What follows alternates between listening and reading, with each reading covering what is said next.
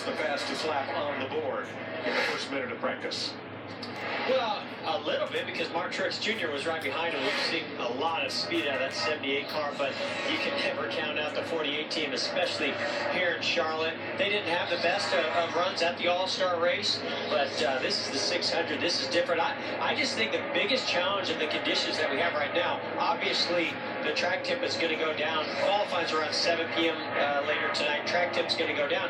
How do you adjust? How do you know just what you have right now at this point in the day? And that's on everyone's mind. Well, and that's a great question for Larry McReynolds, because trying to practice when the track's 133 degrees and then trying to race when it's 50 degrees cooler, that's got to be some combination of art and science. Well, it's more where the experience will prevail. You're looking back at your notebook from last weekend from the All-Star race, looking back at past notebooks. But, yeah, it's a challenge. You know, you'd say, why are we even practicing? Why don't we just stay in the garage area? But you have to. You have to go out there to see what you've got, knowing that this track is going to change dramatically before tonight. Yeah, you know, Mike, when you ride on brand new tires, it really and truly, I mean, the track's hot. It's not got the grip we don't have tonight. But you're pretty good for a lap or two.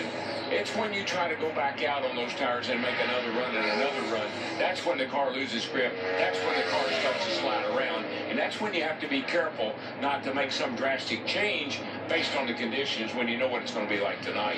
There's Kyle Busch already with 4 laps in this run. Clint Boyer with 3, Brian Scott with 3, everybody else 1 or 2. Yeah, so obviously they're on a little bit different agenda. They've got a different philosophy. I love Larry Mack talking about the notebook from Saturday and the All-Star weekend. Well, they didn't get on track for any practices, really. And the one that they had was in much different conditions, even the race conditions, the race format itself, everything's just completely different. So this is a pretty valuable amount of track time that they have, and like you said, they're going to make the most of it. Yeah, as we say goodbye to last Saturday night, I want to thank NASCAR for an exciting and an entertaining all-star race night.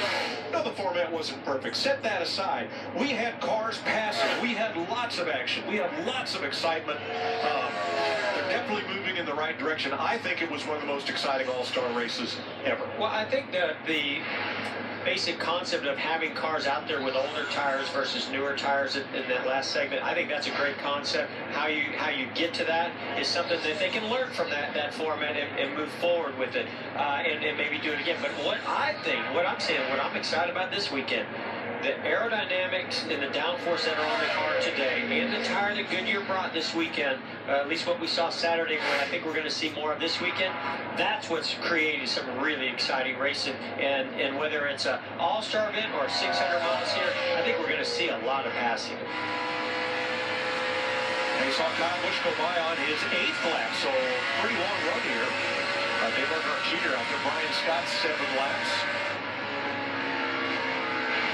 Ryan Newman and Ricky Stenhouse and Jamie McMurray up into the top 5. Junior complained about his car Saturday night. He didn't like his car in the front, wasn't doing this, the back wasn't doing that, his car's all over the place.